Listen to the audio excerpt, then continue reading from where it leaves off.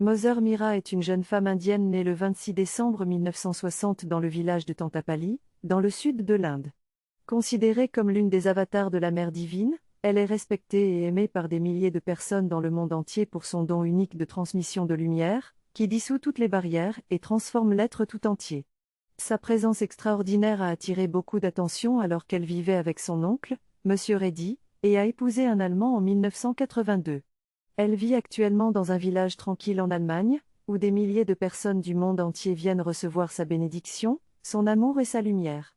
Les réponses de Mère Mira aux questions qui lui ont été posées par ses dévots au fil des ans ont été rassemblées dans un livre intitulé Mother Mira Answers, qui explique sa mission dans le monde, qui consiste à offrir à tous les enfants de la Mère divine une transmission directe de lumière qui transforme l'être tout entier, et à aider les humains à trouver le chemin de la joie, de la transformation et de la paix intérieure.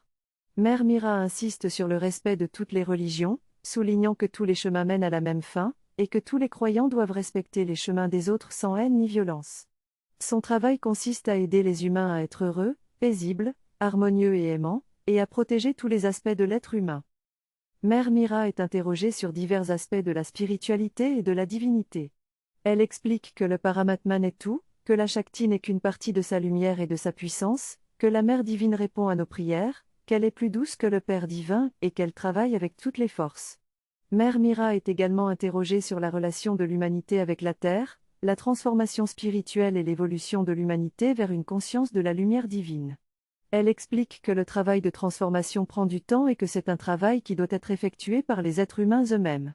Elle encourage les gens à profiter de la lumière et à la laisser les changer, car la transformation viendra en son temps. Dans cet extrait, Mère Mira répond à plusieurs questions sur sa conception de l'univers et de Dieu. Elle explique qu'elle peut voyager mentalement en d'autres endroits même si son corps est dans un lieu précis, qu'elle ne ressent pas de dualité et qu'elle considère que tout est divin. Elle déclare également qu'elle peut connaître certaines informations sur des événements ou des êtres, mais uniquement dans des situations où elle peut aider. En revanche, elle ne peut pas dire où se trouve l'âme d'une personne décédée ou répondre à des questions posées simplement par curiosité.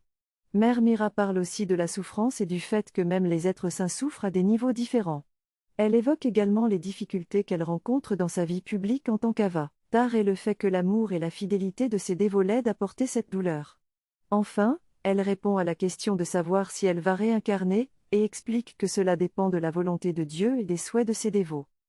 Dans cet extrait de conversation entre Mère Mira et une personne non identifiée, Mère Mira explique que tous les avatars et gourous ont le même but d'élever l'humanité vers Dieu, mais les façons de parvenir à ce but sont différentes. Elle répond également à plusieurs questions sur les avatars et leur travail dans le monde. Elle explique que les avatars sont des incarnations directes de Dieu, mais qu'ils ne sont pas le tout de Paramatman, car le corps est une limitation alors que Paramatman est illimité. Les avatars aident les êtres humains qui ont des difficultés et tournent les gens des longs chemins vers Dieu. Mère Mira affirme que les avatars ne s'attendent à rien des dévots du monde et qu'ils continuent à faire leur travail indépendamment de la réponse du monde. Elle précise que les avatars prennent soin des disciples et prennent parfois sur eux le karma des disciples, mais la douleur subie par les avatars n'est pas ressentie aussi profondément qu'une souffrance normale. Mère Mira explique également que la Vierge Marie est un avatar qui exprime la compassion et que la qualité de la maternité est importante pour elle.